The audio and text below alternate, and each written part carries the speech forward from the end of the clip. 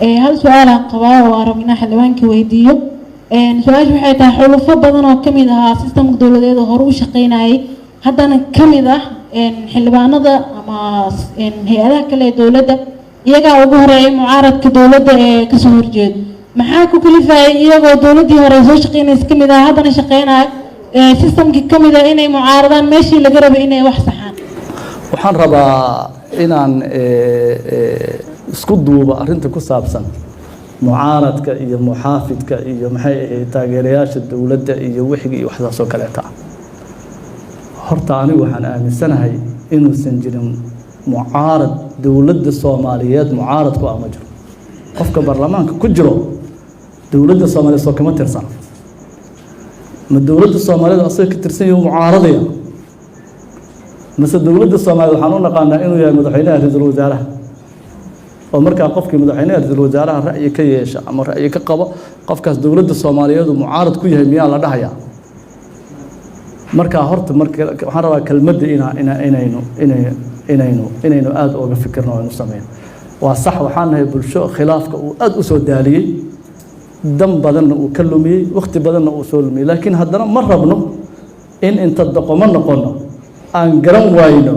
waxa aan u socono oo wixii aan u soconay waxaan inta abaarno meel kale aynu aadno haddaanu meel kale aadno inaan lunaa laga yaabaa soo noqodkana uu nagu adkaado marka dadka la leeyahay waa mucaarad horta wax mucaaradnimo la yiraahdo oo joogta dad qaba anigu ma arag anigu hadda dowladdii hore lagu tuhmay inaan taladeeda dadkii wax ku lahaa kamida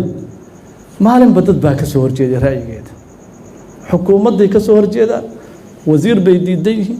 ra'iisul wasaaray diidan yihiin go'aan madaxweynaha uu gaaray diidan yihiin waxbay diidan yihiin waxaas waa in lagala xaalaa waa in laga qanciyaa hadday ugu xumaato waa in laga bataa jidka jira waa midkaas laakiin ra'yigaasaa qabtaa waxaa weeye adigaa dowlad dumise ra'yigaasaa qabtaa dowladnimadii aad diidan tahay ra'yigaasaa qabtaa dalkii aad dib u dhigaysaa aniga ma arka wax saxa inay tahay cid dhihi kartana ma jirto sax weeye waxaa loo baahan yahay inaan isbarno oon dhaqankeenna barno waalidiinteen iyo meelaha aan ka shaqayno iyo hay-adaha aan ka shaqayno oo dhan bay ka jirtaa imisa hadda waa shaqaysaan maalin kasta adinka meesha ka shaqaysaan qofka madaxda aad dhahdaan waxa uu sameeynayo waa khalad horta ma inta lagu qabta shaqada laga soo saaraya mise shirkadda waa duminaysaa inuu ka baxa lagu dhahayaa ya maxaa la dhahayaa ma iska saara waa meelahaas meelo dhisnaanaya maaha meelahaas meelo dhisnaanaya maaha marka annagu waxaynu leenahay hab qofka khaladka samaynayo oo rababa in hadda dowladnimadeena ay burburto cid ka yeelaysaa lama arko hadduu asagu yahay qof mashruuc meel kale ka watana waa laga badan yahay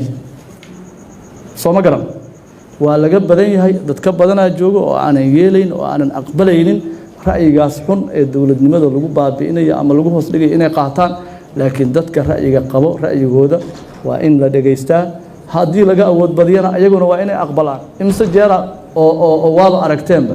waan taan idiin sheegay dadkeena Soomaalidu ku fiican yihiin inta cod la isweydiiyo oo la kala bato aqoonada codka badan la raacaa Soomaa haddii la dhaco cod isma weydiinaya ka war haddii la dhaco cod isma weydiinaya waxaan ku laabanaynaa meeshii aan ka nimaadnay ee dhibka badneed aan ku laabanaynaa saas daraadeed anigu waxaan qabaa qof kastoo ra'yi qabo waa in laga shaqeeyaa sidii loo qancin lahaa haddii la qancin waayo waa in laga bataa haddii laga badan waayo waa in loo tanaasulaa sooma marka ma rabo mana arkin aniga mana arkin baarlamaanka waa aragteen hal qadiyada imaanayso maadaama baarlamaanka uusan axzaab lahayn hal qadiyada imaanayso dadka u kala ra'yi duwanaanayaan kuwii qadiyadan isku ra'yi ka ahay qadiyad kala imaanaysa isla fadhigaas ku xigo kuwii isku ra'yiga arintan ka ahay haddana waa kala duwanaanayaan kuwii inta isku diidanay inta waa isku ogol yihiin taas waa jidka aan marayno oo aysan sahlanayn inaan ka baxno haddii aanan helin axzaab siyaasadeed oo ra'yiga iyo talada xakamaysa oo soo ururisa golayaal talada lagu soo gorfeeyo ee taladeenu tala hal jid iska taalo oo qof intuu qoro wixii la rabo intaan iska sabayno ay noo hagaagayaan sida u aragtaa in weerarkii dhacay qaladii sax wuxuu ahaado ha ahaado kulley aragtida lagu kala duwan yahay laakiin waxaa dhahday ciidanka waxaa loo targelay in loo adeegsado nabadiidka maahan in loo adeegsado mararka qaar dadka aragtiyada iskaga soo horjeeda marka nabadiidka qeexitaan ahaan waxaa u naqaanaa dadka keliya qoryaha wato mararka qaar waxaa jira qaab kale oo aan qori ahayn oo dowladaha lagu dumin karo marka dadkaas iyaga nabadiid ma lagu magacaabi karaa mise wiilkayga waxaan u sheegayaa waa sahlan tahay qofka adiga ku khilaafaa inaad magac u bixisid laakiin xataa walaalahaaga hadday ku khilaafaan magac waa u bixin kartaa gurigay duminayaan reerkay halaynayaan waa dhihi karaysaa laakiin sax ma aha waana soo marnay waqti xilli dheeraan soo marnay waqti badanay naga lumisay in dadka magacyo loo bixiyo oo loo sameeyo kuwa diidan dowladnimada waa la ogay wayna qarxiyaan wayna dilaan wayna diidaan maxaan ku yidhaahdaa ajnabiyay noo soo adeegsadaan diinay noo soo adeegsadaan waxaasay nagu sameeyaan kuweenna kaleento waa inaynu wada hadal waxaynu ku dhammaysano laakiin haddaan magac isu bixinno adigana magacaa laguu bixina andan meeshii xumaydaan yaan aadayna waxaan u baahannahay in aad iyo aad la isaga ilaaliyo magac bixiska in aad iyo aad la isaga ilaaliyo weliba waa sahlan tahay dadka xukunka jooga in magacyo loo bixiyo soo ma iyagaa dadkooda arkaya iyagaa ceebahooda arkayaan iyagaa xumaantooda arkayaan waa kugu raacsanahay sax ma aha anigana ma taageersani